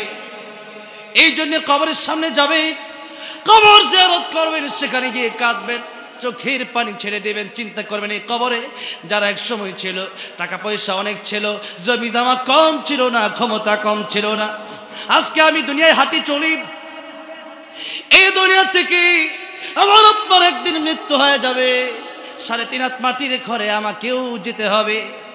সুতরাং ওই কবর আযাবের কথা মাঝে মধ্যে চিন্তা করবেন, মৃত্যুর কথা বেশি বেশি স্মরণ করবেন। আশা করা যায় মরণের সময় ঈমান নসিব হয়ে যাবে। যেই মাত্র মহিলা দেখলো কবরে আযাব হয়, বলল ইয়া রাসূলুল্লাহ, ইয়া হাবিবাল্লাহ, আমি সইতে পারলাম না নবী, আমি এই মুহূর্তে আমার সন্তানকে মাফ করে দিলাম। যে মাত্র মহিলা তার সন্তানকে মাফ করে দিল, এমনি নবীজি তাকায় দেখতেছেন কবরটা জান্নাতের বাগান হয়ে গেছে। আল্লাহু আকবার। নবীজি দোয়া করল, এরপরেও কবরের আযাব মাফ হয় না। আর যে সময় মা মাফ করে দিল, কবরের আযাব মাফ হয়ে গেল। তাহলে বোঝা গেল আপনি নামাজে হতে পারেন, আপনি হাজি হতে পারেন, গাজী হতে পারেন, মাকে যদি কষ্ট দিয়া দেন, মা যদি আপনার বিরুদ্ধে বদদুয়া দেয়, ওই মা মাফ না করা পর্যন্ত আমার আল্লাহ মাফ করবে। আমার ভাইরা, আমার মুরব্বী ওয়াজিরা, এত গুরুত্ব মার বাপের। আর একটু কথাকে আমি বলবো। নবী বললেন, মার বাপের দিকে তাকাও, একটা কবুল হজের সওয়াব। দেখেন, একটু কথা আমি আপনাদেরকে বলি। আমি এই বছর হজে যাব ইনশাআল্লাহ, নিয়ত করেছি যাওয়ার জন্য আর কি। তো হজে গেলে মোটামুটি 8-10 লাখ টাকা লাগে। কত টাকা? ওমরা তো অনেকবার করছে, আল্লাহ করাইছে। তো হজ এবার করবো ইনশাআল্লাহ। তো 8-10 লাখ টাকা প্রয়োজন হজ করার জন্য। তো ইসলামে যে ইবাদত আছে, এই ইবাদতের সিস্টেম হলো হয়তো ওর আর্থিক নয়তো দৈহিক, অথবা দুটার সমন্বয়ে। যেমন আপনি নামাজ পড়তে যাবেন, নামাজটা হচ্ছে দৈহিক ইবাদত। ফজরের নামাজের সময় অনেক শীত, তো আপনার পাশের বাড়ির একজন নামাজ পড়ে, আপনি বলেন 500 টাকা দিলাম, তুমি আমার নামাজ পড়ে আসো, কি নামাজ হবে? হবে নাকি? নামাজ হবে না। আপনার নামাজ আপনাকে জামাতের সাথে পড়তে হবে। আবার যাকাত, এটা হচ্ছে আর্থিক ইবাদত। আগেরটা হচ্ছে দৈহিক ইবাদত, এটা হচ্ছে আর্থিক ইবাদত। এখন যাকাত আসছে আপনার 10,000 টাকা, আপনি চিন্তা করলেন যে 10,000 টাকা যাকাত না দিয়া 10 টাকাত নামাজ পড়া লাই, কি বলেন, নামাজ হবে না? কি যাকাত হয়ে যাবে নাকি? হবে না। যাকাত এটা অর্থের মাধ্যমে প্রদান করতে হবে, গরিবকে মিসকিনকে দিয়ে দিতে হবে। এখন এটা হচ্ছে আর্থিক ইবাদত। আর নবী নিজে বলছেন, আল হাজ্জ ওয়াল হাজ্জ, হজ হলো কষ্টকর। হজ হচ্ছে এমন একটা ইবাদত যে ইবাদত হচ্ছে অর্থ এবং দেহ দুটার সমন্বয়ে, আর্থিক এবং দৈহিক উভয়টার সমন্বয়ে হচ্ছে হজ। এখন টাকা আছে, টাকা দিয়ে দিলেন, হজ হয়ে যাবে নাকি? পাসপোর্ট করতে হবে, ভিসা করতে হবে, টিকিট করতে হবে, এরপরে আপনি সেখানে লম্বা জার্নি করে সেখানে যেতে হবে, তওয়াফ করতে হবে, সাই করতে হবে, মিনায় যেতে হবে, মুজদালিফায় যেতে হবে, কুরবানি করতে হবে, অনেক কাজ, এত কাজ। এবার বলেন হজ মানে আপনি সেখানে করলেন, কবুল হয়েছে কি হয়েছে না তার কি কোনো গ্যারান্টি আছে নাকি? বলেন, গ্যারান্টি আছে না? আচ্ছা, এবার বলেন তো, হজ বছরে কয়বার করা যায়? কয়বার? একবার করা যায়, হজ মাস। এখন হজ করা যায় বছরে একবার। আর মা আর বাপের দিকে তাকানো যায় কয়বার দৈনিক? হিসাব করে কোন দিক হিসাব আছে কোনো? অসংখ্যবার। কালকে জিজ্ঞাসা করছি জয়পুরহাট, মেলাবার নমাজ অনেকবার, হিসাব ছাড়া, ঠিক নয়? ঠিক, মেলাবার তাকানো যায়। তো মা আর বাপের দিকে তাকাবেন, কি হবে? কবুল হজের কি হবে? কবুল হজের সওয়াব হবে। সাহাবী বললেন, ইয়া রাসূলুল্লাহ, ইয়া হাবিবাল্লাহ, আপনি বলেছেন একবার তাকালে মায়ের দিকে, একবার তাকালে বাপের দিকে একটা কবুল হজের সওয়াব হয়ে যাবে। আমি যদি 100 বার তাকাই 100 কবুল হজের সওয়াব হবে। নবী আমার ডেকে বলেন, সাহাবী রে, 100 বার কেন তাকাবা?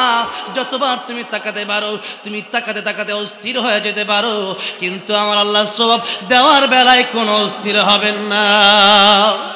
মায়ের চোখে ঝরলে পানি আল্লাহর আরশ কাঁইপা যায়, কান্দে না যেন মায়, কান্দে না যেন মায়। মায়ের মনে কত কষ্ট জানো না কি ভাই, এই জগতে মায়ের মতো আপন কেহ নাই। সেই মায়ের কষ্ট কেহ, সেই মায়ের কষ্ট কেহ দিও নাই দুনিয়ায়, কান্দে না যেন মায়, কান্দে না যেন মায়। এই জন্য মায়ের খুশি করেন, বাপেরে খুশি করেন। মারে খুশি করতে পারলে, বাপেরে খুশি করতে পারলে, পরে কাল তো পরের কথা, দুনিয়াতে আমার আল্লাহ রাব্বুল আলামিন আপনারে ধনী বানিয়ে দিবেন। দুনিয়াতে কি বানিয়ে দিবেন? ধনী হতে চাই না তো কেউ আমরা? চাই। আরে ধনী হইলে তো কোনো সমস্যা নাই। হ্যাঁ হ্যাঁ, তা তো গাবো, মদিনার মাটিরে গাবো। গাবো না কেন? এই এলাকায় আসতে তোমার সময় বেশি লাগে নাই, এত তাড়াহুড়া আমার নাই। আপনারা সারা রাত থাকলে আমিও আসি, বুঝেন নাই কথাটা? হ্যাঁ, আমার দাদা বলে আসি, মাশাআল্লাহ, আল্লাহ কবুল করেন, বলেন আমি। আপনাদের অনেকের পক্ষ থেকে রিকোয়েস্ট করা হয়েছে, সবার পক্ষ থেকে ওরি করে দিচ্ছে, দোয়া করার দরকার আছে না নাই? আল্লাহ হায়াত দান করেন, বলেন আমি। গজল তো আমি গাবো, তবে কথা হচ্ছে কিছু কথা তো আমার বলতে হবে। দেশে তো অনেক সমস্যা, এগুলো ফজিলত কিছু বলতে হবে না, কিছু ওয়াজ করতে হবে না, তাফসীর কিছু করতে হবে না, যেহেতু শেষ করি। এই তো আর অল্প সময়, 10-15 মিনিটের ভিতরেই শেষ করে দেবো ইনশাআল্লাহ। এরপরে শুনতে পাবেন পরের পর্ব। এটা তো কেবলমাত্র প্রথম পর্ব আর কি। এটা কি প্রথম পর্ব? একের ভিতরে সব পাবেন তো। এই 60-এর বহুত কিছু আছে। হ্যাঁ, এটা হলো, হ্যাঁ ওটা বলতেছে 3 পর্ব। 3 পর্ব না বাবা, ছোট ভাই, আরো পর্ব আছে, শুনতে পাবা। হ্যাঁ, আজকে 3 পর্ব শেষ করবো নাকি? আচ্ছা ঠিক আছে, বলেন মারহাবা। কি পড়ো? হেফজ পড়ো? আরে মাশাআল্লাহ মাশাআল্লাহ, হাফেজ, মাশাআল্লাহ বলেন। আল্লাহ কবুল করেন, বলেন আমিন। ওর বাবা আছে না এখানে? বাবা আছে? হ্যাঁ, তুমি যাই আমার মাদ্রাসায় যাবা, ঠিক আছে? কোথায়? বুট বাজার। আর মাদ্রাসায় তুমি যাবা। হ্যাঁ, চিনো? নামও জানে। আরে বাবা, বিশাল ভক্ত। জোরে বলেন মারহাবা। আলহামদুলিল্লাহ। তো সবই শোনাবেন। একটু কথা আমি বলে নেই, যেই কথা বলছিলাম, মা আর বাবার ওয়াজ তো সহজ। আরে দুনিয়া এটা বোঝা সহজ, কামানো অনেক কঠিন। আপনি জানলেন যে চাকরি করলে মাসে 15,000 টাকা পাবো, আর চাকরি করা কি সহজ নাকি? আপনি ভাবলেন যে গাড়ি চালালে টাকা পাবো, আপনি চিন্তা করলেন যে 2 কোটি টাকা দিয়ে একটা ব্যবসা করবো, 4 কোটি টাকা লাভ হবে, এত সহজ না। কিন্তু ব্যবসার পলিসি না চালে বিপদ আছে। আমি এক ব্যবসা দিয়েছি গাজীপুর সদরে, পরে দেখি দোকানের মালও নাই, টাকাও নাই, লাখ লাখ। আমি গেছে কই, আমি ব্যবসার পলিসি তা বুঝে দিয়েছিলাম আর কি।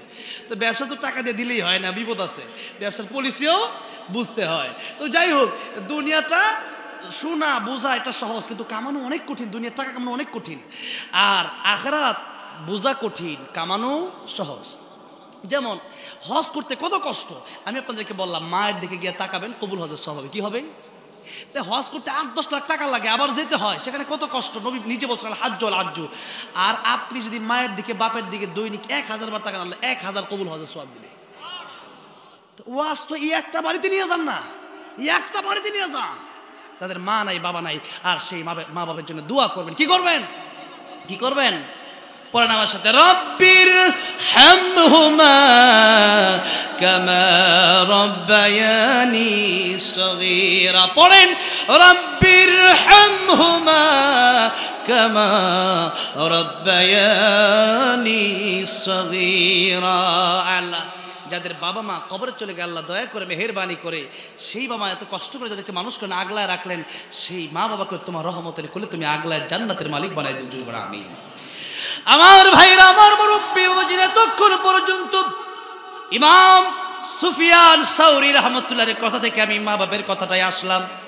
আবার চিন্তা করলাম মা বাবার কিছু ফজিলত বয়ান করার দরকার আছে, তাই বললাম। কিন্তু কোরআন শরীফের সূরা আবাস আল্লাহ তাআলা বলছেন, ইয়াউমা ইয়াফিরুল মারউ মিন আখিহি ওয়া উম্মিহি ওয়া আবিহি ওয়া সাহিবাতিহি ওয়া বানিহি। কিয়ামতের ময়দানে মা তার সন্তানকে অস্বীকার করে বসবে, ভাই তার ভাইকে অস্বীকার করে বসবে, বোন তার ভাইকে অস্বীকার করে বসবে, স্বামী তার স্ত্রীকে চিনবে না। আপনি যাবেন মায়ের কাছে, মা বলবে আমার বিয়ে হয় না, কিসের সন্তান? দেখেন কথাটা আমি কোন জায়গা থেকে আসছি একটু লক্ষ্য করতে হবে, বুঝতে হবে। ইমাম সুফিয়ান সাউরি রাহমাতুল্লাহ বললেন, ও আমার খাদেম শোনো, সে আমার কত বড় উপকার করবে কিয়ামতে। মা বাপ চিনবে না সন্তানকে, নবীরাই বলবে নাফসি নাফসি, শুধু আমার নবী বলবেন উম্মতি উম্মতি। সেই কঠিন দিনে যারা গীবত করবে একজন আরেকজনের বিরুদ্ধে, এদেরকে আল্লাহ বলবেন গীবত কেন করলা? তুমি তার বিরুদ্ধে গীবত করেছো, তার সম্মান নষ্ট করেছো। এই গীবত করার কারণে নবীজি বললেন 2টা ক্ষতি। তার নেকামলগুলো আপনাকে দিয়ে দেওয়া হবে আপনার বিরুদ্ধে গীবত বলার কারণে, আর আপনার গুনাহগুলো কিয়ামতের ময়দানে তাকে দিয়ে বলা হবে তুমি জাহান্নামে যাও। নাউযুবিল্লাহ বলেন। তাহলে গীবত করা যাবে? গীবত কাকে বলে? সাহাবী জিজ্ঞেস করলেন, ইয়া রাসূলুল্লাহ, ইয়া হাবিবাল্লাহ, গীবত কারে বলে? একজন দোষ করছে, আমি ওইটাই বললাম, এটা গীবত হবে নাকি? নবীজি আমার ডেকে বলেন, সাহাবীরে, একজন দোষ করেছে, সেই দোষ যদি তুমি আরেকজনের কাছে তার অগোচরে বলো, এটাই গীবত হয়ে যাবে। এটাই তার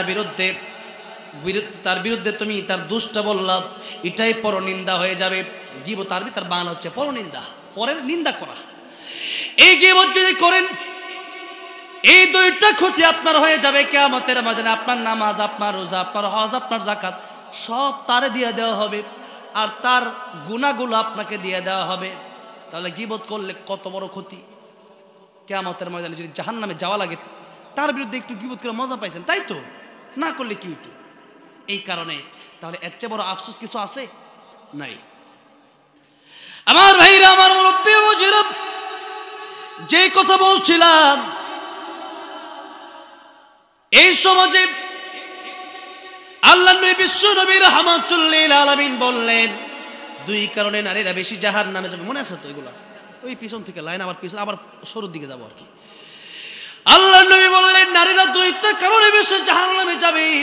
একটা কারণ হচ্ছে নারীরা স্বামীর বিরুদ্ধাচরণ করার কারণে, আর একটা কারণ হচ্ছে গীবত করার কারণে। ও মা বোনেরা, মাছ ধরার জন্য পুটলা থাকে না, ডুলি, মাছের ডুলি, ওইটা আপনি মাছ ধরলেন, তলা খালি, মাছ থাকবে নাকি?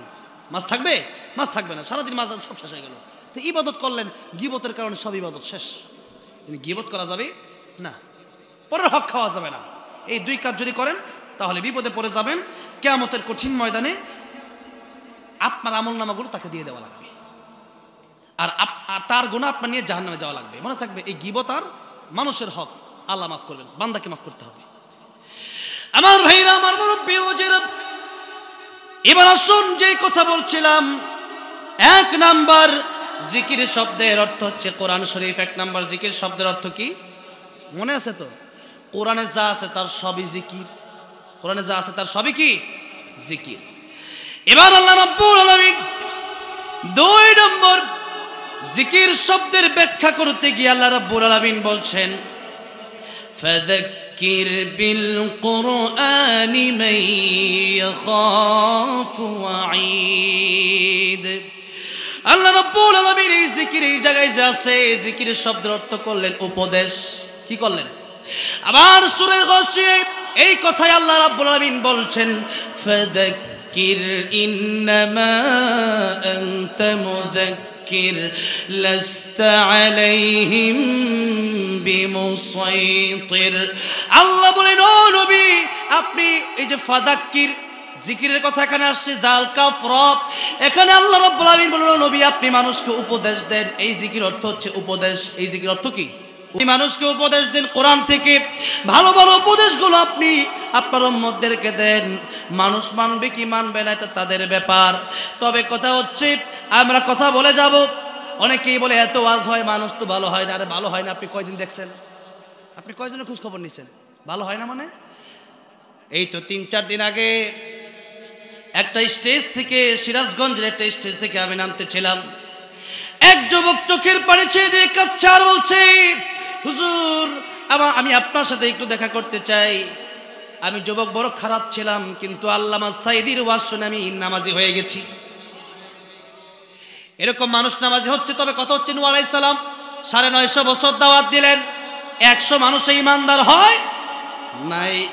এখন নূহ আলাইহিস সালাম এত বড় জলিলুল কদর পয়গম্বর, তিনি দাওয়াত দিলেন 950 বছর, 100 মানুষ ঈমানদার হলো না। আমার দাওয়াতে 100 না হোক, একজন যদি হয় তাও আলহামদুলিল্লাহ।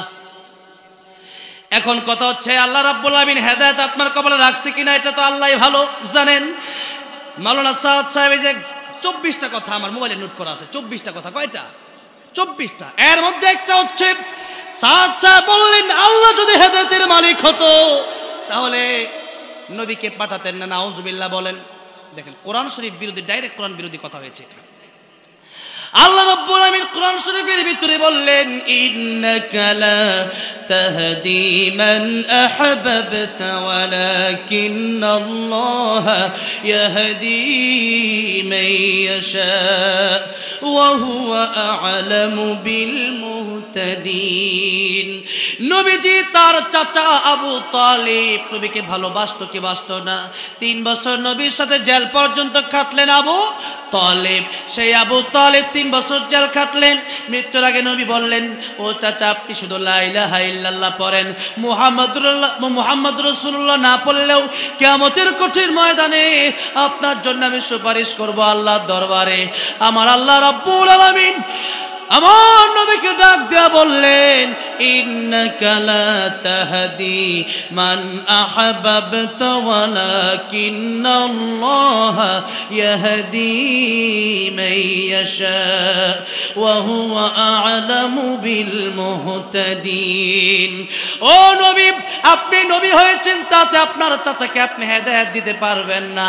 হেদায়েত আমি আল্লাহর হাতে। এই জন্য হেদায়েতের জন্য আমাদের বেশি বেশি দোয়ার দরকার আছে না নাই? আল্লাহ আমাদের সবাইকে তুমি হেদায়েতের পথে রাখো, জোরে বলেন আমিন। এই সাদ সাহেব বললেন হেদায়েতের মালিক আমার আল্লাহ শুধু না, নবীও নাউজুবিল্লাহ বলেন। নবী যদি হেদায়েতের মালিক হতেন তাহলে আবু তালেবকে হেদায়েত দিতে পারতেন কি পারতেন না? এরপরে বলল পতিতালয়ের নারীরা আলেমদের আগে জান্নাতে যাবে, নাউজুবিল্লাহ বলেন। কত বড় জঘন্য কথা! এরপরে বলল সাহাবী একজন আরেকজনের বিদ্বেষ ছিলেন, নাউজুবিল্লাহ বলেন। এরপরে বলল যাকাত তোমরা মাদ্রাসায় দিবা না, মাদ্রাসায় যাকাত দিলে যাকাত আদায় হবে না, নাউজুবিল্লাহ বলেন।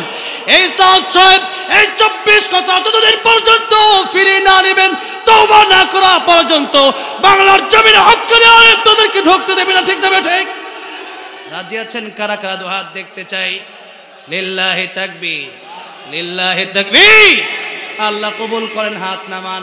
বাংলার জমিনে কোরআন বিরোধী হাদিস বিরোধী কোন ফিতনা এই দেশে চালু হয়ে যাবে, আমার এক ফোঁটা রক্ত থাকতে আমরা এটা কখনো বরদাস্ত করব না। কোরআন আছে যেখানে আমরা আছি সেখানে, কোরআন নাই যেখানে আমরা নাই সেখানে। এই জন্য আপনারা অনেক সময় বলেন হুজুর আমরা কোন পক্ষে যাব, জুবাইর পক্ষে না সাদ পক্ষে?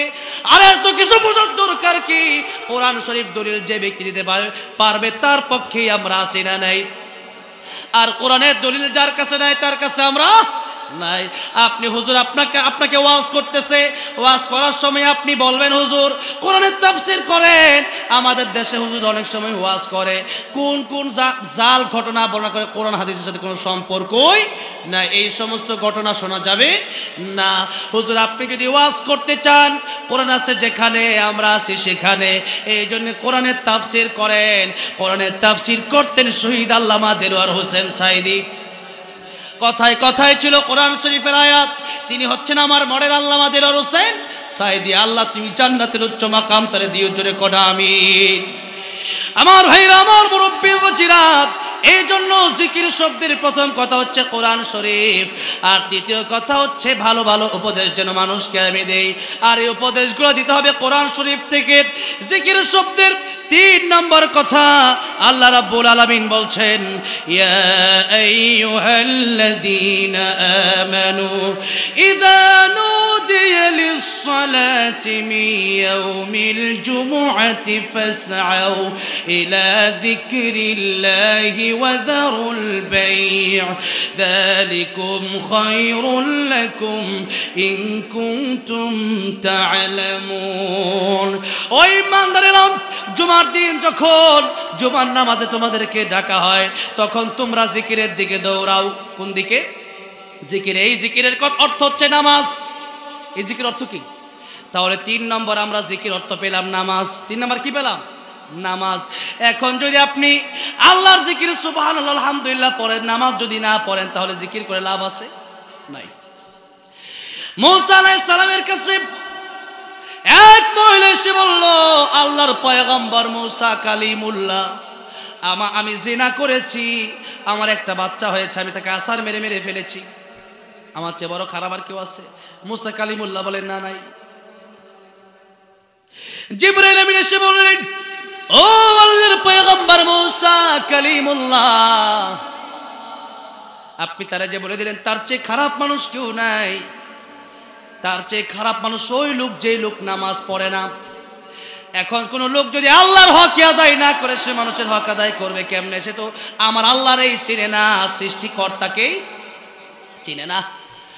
আল্লাহ বলেন হাল আতা আলাল ইনসানি হিনুম মিনাদ দাহরি লাম ইয়াকুন শাইআম মাযকুরা। আমরা ছিলাম জিরো, আল্লাহ আমাদেরকে বানায় দিলেন হিরো। চলার মতো বলার মতো শক্তি আমাদের ছিল না, ছিল না। আল্লাহ বলেন সব দিলাম আমি আল্লাহ তোমাদেরকে। এখন যদি আমার আইন আমার গোলামি তোমাদের কাছে ভালো না লাগে, আল্লাহ রাব্বুল আলামিন বললেন ইয়া মা'শারাল জিন্নি ওয়াল ইনসি ইন ইসতাতা'তুম আন তানফুযু মিন আকতারিস সামাওয়াতি ওয়াল আরদি ফানফুযু লা তানফুযুনা ইল্লা বিসুলতান। যারা পারেন ঠোঁট মিলে আমার সাথে পড়েন ফাবিআই আলাই রাব্বিকুমা তুকাযযিবান। আল্লাহ বলছেন আমার জমিনে আমি আল্লাহ রাব্বুল আলামিন তোমাদের মালিককে তাবারাকাল্লাযী বিয়াদিহিল মুলকু ওয়া হুয়া আলা কুল্লি শাইইন কাদির আল্লাযী খালাকাল মাউতা ওয়াল হায়াতা লিয়াবলুয়াকুম আইয়ুকুম আহসানু আমালা ওয়া হুয়াল আজিজুল গফুর। আল্লাহ বলছেন আকাশ জমিন তোমরা যারা আছো সবার একাচ্ছত্র মালিকানা আমি আল্লাহর হাতে। কে মালিক? কে? আর আমরা আল্লাহর গোলাম। আমরা কি আল্লাহর গোলাম। মালিক গোলামের কথা শুনবে না, গোলাম মালিকের কথা শুনবে। আর যারা গোলামি করবে আল্লাহর কিয়ামতের ময়দানে ডাকা হবে ইয়া আইয়াতুহান নাফসুল মুতমাইন্নাহ ইরজিই ইলা রাব্বিকি রাদিয়াতাম মারদিয়া ফাদখুলি ফি ইবাদি ওয়াদখুলি জান্নাতি। আল্লাহু আকবার। আল্লাহ বলবেন হে প্রশান্ত মন ফিরে আসো আমার দিকে, আমি তোমার প্রতি খুশি, তুমিও আমার প্রতি খুশি। আর আব্দুল থেকে ইবাদি, আব্দুল শব্দের অর্থ হচ্ছে গোলাম। যারা আমার গোলামি করেছো আজকে তারা জান্নাতের ভিতরে তোমরা প্রবেশ করো। আর আল্লাহর গোলামি যারা করবে না আল্লাহ বলবেন ওয়ামতাজুল ইয়াউমা আইয়ুহাল মুজরিমুন। তোমরা জাহান্নামী জান্নাতি মানুষ থেকে তোমরা আলাদা হয়ে যাও। এই দুইটা দল কিয়ামতের ময়দানে হবে। আল্লাহ বললেন ফারিকুন ফিল জান্নাতি ওয়া ফারিকুন ফিস সাঈর। কিয়ামতের ময়দানে এই দুই দলে আমি আল্লাহ মানুষকে বিভক্ত করে দেব, এর বাইরে কোনো দল হবে না। একটা হলো জান্নাতি আর একটা হলো জাহান্নামী। আমার ভাইরা, আমার মুরব্বী বাবাজিরা, এই জন্য আল্লাহ বললেন আমার গোলামি যদি তোমাদের কাছে ভালো না লাগে তোমরা আমার আকাশ জমিন থেকে বের হয়ে যাও। সূরা রহমান। আমরা যদি এখন আকাশ জমিন ছেড়ে বের হওয়ার চেষ্টা করে যাওয়ার মতো কোনো জায়গা আছে? বাংলাদেশ ছেড়ে ইন্ডিয়া গেলে কি আল্লাহর আকাশ জমিন থেকে বের হওয়া যাবে? আমেরিকা গেলে কি আল্লাহর আকাশ জমিন থেকে বের হওয়া যাবে? আল্লাহ বলছেন যেখানেই যাবা সেখানে আমি আল্লাহ রাব্বুল আলামিনের নিয়ামত দিয়া ভরপুর। ওয়া ইন তাউদ্দু নিয়ামাতাল্লাহি লা তুহসুহা। আমি আল্লাহর কোন কোন নিয়ামত তোমরা অস্বীকার করবা, নিয়ামত যদি গণনা করতে থাকো গণনা করতে করতে শেষ হবে না। এই যে শ্বাস নিঃশ্বাস নিচ্ছেন, অনেকে আইসিইউতে আছে, লক্ষ লক্ষ টাকা বেড ভাড়া দিতে হচ্ছে, এরপর ডাক্তার বলছে বাঁচানোর কোনো সিস্টেম নাই, কারণ বাঁচানোর মালিককে, আবার মৃত্যু দেওয়ার মালিককে। আমার ভাইরা, আমার মুরব্বী ওজিরা, এই জন্য এখন বেঁচে আছেন, এখন যদি আল্লাহর গোলামি না করেন মরার পরে আল্লাহর গোলামি করার কোনো সিস্টেম নাই। তাহলে এই যে শীতের সময় নামাজ পড়তে মনে চায় না, আল্লাহ বলেন এই যে শীতের ভয় وَلَنَبْلُوَنَّكُمْ بِشَيْءٍ مِّنَ الْخَوْفِ وَالْجُوعِ وَنَقْصٍ مِّنَ الْأَمْوَالِ وَالْأَنفُسِ وَالثَّمَرَاتِ وَبَشِّرِ الصَّابِرِينَ। আল্লাহ বলেন, দুইবার বললেন লামে তাকিদ নুনে সকিলা আরবি গ্রামার অনুযায়ী এখানে অবশ্যই অবশ্যই কথা দুইবার আল্লাহ বললেন অবশ্যই অবশ্যই আমি আল্লাহ তোমাদেরকে পরীক্ষা করবো। এটা পরীক্ষার হল। এটা কিসের হল? এটা পরীক্ষার হলে এসে আপনি নামাজ পড়তেও পারেন, নাও পড়তে পারেন। আপনার ইংলিশ সাবজেক্ট পরীক্ষা ছাত্র কয়েক পৃষ্ঠা লেখলো, স্যারের কাছে বললো স্যার পাঁচটা দেন, পৃষ্ঠা দেন। স্যার দেখতেছে লিখতেছে হাট্টিমা টিম টিম তারা মাঠে পারে ঘোড়ার ডিম, এরকম কবিতা আছে না নাই? এগুলা মূর্খ কবি। এগুলা কি কবি? মূর্খ কবি। ধর্ম যার যার উৎসব সবার যারা বলছে এগুলা সব মূর্খ। এগুলা সব কি? মূর্খ।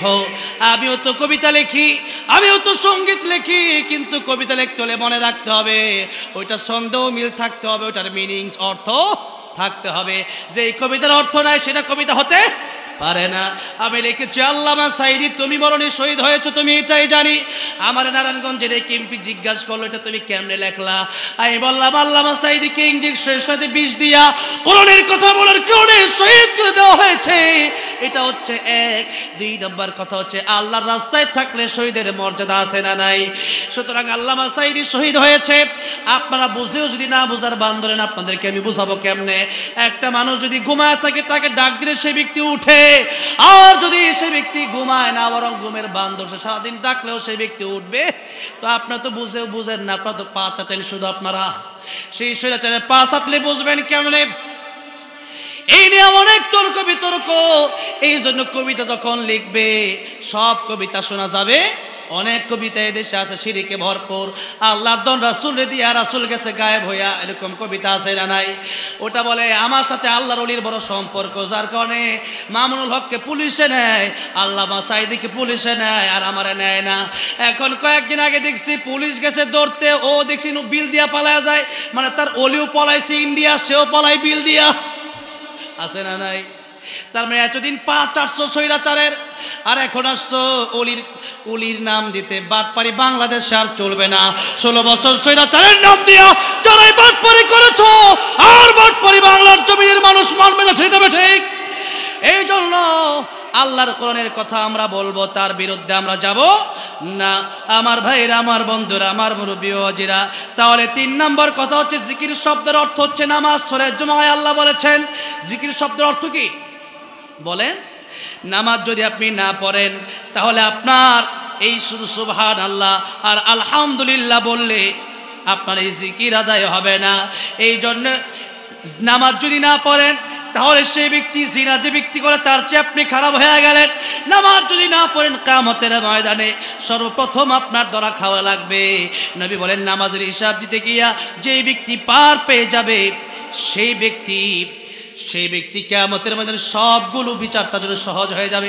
আর যে ব্যক্তি নামাজের হিসাব দিতে গিয়ে ধরা খেয়ে যাবে তার সবগুলো হিসাব দেওয়াই কঠিন হয়ে যাবে, সবগুলো জায়গায় সে ব্যক্তি বিপদে পড়ে যাবে। এই জন্য শীত আসছে, কষ্ট অবশ্যই হবে। দুনিয়া শান্তির জায়গা না, দুনিয়া কাফের বেঈমানের জন্য, দুনিয়া সিজনুল মুমিন ওয়া জান্নাতুল কাফির। এই দুনিয়া কাফের বেঈমানের জন্য আরামের জায়গা, আমার আপনার জন্য দুনিয়া কষ্টের জায়গা। শীতের সময় ঘুম থেকে উঠতে মনে চায় না। আপনি 40 বছর 50 বছর বাঁচবেন, এই দুনিয়ায় নামাজ পড়েন, কবরে আল্লাহ 40,000 বছর ঘুমের ব্যবস্থা করে দেবেন। তাহলে 40,000 বছর ঘুমাতে চান না 40 বছর ঘুমাতে চান? 40,000 বছর। আমরা 40,000 বছর শুধু ঘুমাতে চাই না, আমরা চাই সে অনন্তকাল জান্নাত, যেই জান্নাতে গেলে আর কোনোদিন আমাদের হায়াত ফুরাবে না, যেই জান্নাতে যা চাবেন তাই পাবেন। এই জন্য এই দুনিয়াতে আপনি যত ধনী হন না কেন আপনি যা চাবেন তাই পাবেন না। দুনিয়াতে আপনি চাইলে অসুস্থতা থেকে বাঁচতে পারবেন না। দুনিয়াতে আপনি চাইলেই 5 তলা বাড়ি হয়ে যাবে না। দুনিয়াতে আপনি যা ইচ্ছা তাই করতে পারবেন না। কিন্তু দুনিয়াতে আল্লাহর কথাই চলবেন। কারণ গোলাম যারা হয় তারা নিজের ইচ্ছা মতো চলতে পারে না, বরং গোলাম চলবে মালিকের কথা। আমরা চলবো কার কথায়? আমরা চলবো কার কথায়? আল্লাহর কথা ছাড়া আমরা আর চলতে পারি না, কারণ আমাদের মালিক আল্লাহ, আমরা আল্লাহর গোলাম। এবার আসুন আল্লাহ রাব্বুল আলামিন 4 নম্বর কথা বললেন। আল্লাহ বললেন জিকির অর্থ কি আমি আল্লাহ তোমাদেরকে বলে দিচ্ছি। ওয়ামান আ'রাদা আন যিকরি ফাইন্না লাহু মাঈশাতান দানকা ওয়া নাহশুরুহু ইয়াওমাল কিয়ামাতি আ'মা। এখানে জিকির আসছে, জিকির আল্লাহ বলেন আমার জিকির থেকে যে ব্যক্তি মুখ ফিরিয়ে নিবে। তাফসীরে কাবীর লেখা হলো জিকির মানে, এই জিকির অর্থ হচ্ছে আল্লাহর আইন। এই জিকির অর্থ কি? আল্লাহর আইন। আল্লাহর আইন শুধু ঘরে মানলে হবে, মসজিদে মানলে হবে? মসজিদে মানলে হবে। আস-সারিকু ওয়াস-সারিকাতু ফাকতাউ আইদিয়াহুমা, চোর চুরি করলে তার হাত কাটার আইন দরকার আছে না নাই? এই হাত, এই আইনগুলো বাংলাদেশে চালু হোক, সেটা আমরা চাই কি চাই না? এটা চালু করতে হবে। ব্রিটিশের আইন বন্ধ করতে হবে। আল্লাহর কোরআনের সেই আইনগুলো যদি বাস্তবে এতদিন হয়ে যেত, এই জালিম স্বৈরাচারগুলো ইন্ডিয়া পালা যাওয়ার সময় বাংলার জনগণের কোটি কোটি টাকা চুরি করে নিয়ে যেতে পারতো না, ঠিক না বেঠে? এই জন্য চোর ডাকাতের জায়গা বাংলার জমিনে হবে না। আমরা এই চোরের বিচার চাই। যেগুলো চোর সেগুলোর বিচার করতে হবে, ঠিক না বেঠে? যেগুলো চুরি করছে 16 বছর, এগুলোর বিচার করতে হবে, সেগুলোর বিচার আমরা চাই। চুরি এতদিন পর্যন্ত চুরির শাস্তি ছিল সবচেয়ে কম, আর আলেমের শাস্তি ছিল সবচেয়ে বেশি, ঠিক না বেঠে? যার কারণে দেশে চুরি ছিল বেশি। ওই স্বৈরাচারগুলো সব খালি চুরি করছে, খালি চুরি আর চুরি। এই জন্য চুরি আছে যেখানে আমরা নাই, সেখানে কোরআনের আইন আমাদের মানতে হবে। কোরআনের আইন যদি মানতে চান, এই কথা বলে অনেকে রাগ করতে পারে, কিন্তু আপনি রাগ করেন আর ভালো থাকেন, সেই কথা আমি মানবো না। কারণ সুন্নাত শুধু মিষ্টি খাওয়ার নাম নয়, উহুদের ময়দানে পাথর খাওয়ার নামও সুন্নাত, ঠিক না বেঠে? কবি বলেছেন এই জন্য সুন্নাত নয় শুধু দাওয়াতের মেহমান, সুন্নাত নয় শুধু খাওয়া শেষে মধু পান। আপনি শুধু মধু পান করেন, এটাই সুন্নাত না, আরো অনেক সুন্নাত আছে, আমরা শুধু সেই সুন্নাত মানি। এই জন্য আজাদ রহমতুল্লাহ আলাইহি বলেছিলেন, মসজিদের কোণে বসে জিকির যত করোই কষে, এভাবে যায় না পাওয়া আল্লাহকে। কি হবে বেঁচে থেকে অযথা বিদ্যা শিখে, যদি না গড়তে পারে শোষণবিহীন সমাজটাকে? কি হবে বেঁচে থেকে, কি হবে বেঁচে থেকে, ঠিক না বেঠিক? এই জন্য আল্লাহর আইন যেন আল্লাহ বাংলাদেশে বাস্তবায়ন করে দেন, বলেন আমিন। 4 নম্বর কথা, আল্লাহ রাব্বুল আলামিন বলছেন ফাযকুরুনি আযকুরুকুম ওয়াশকুরুলি ওয়ালা তাকফুরুন। এই 5 নম্বর জিকির শব্দের অর্থ হচ্ছে, ও দুনিয়ার ইমানদারেরা,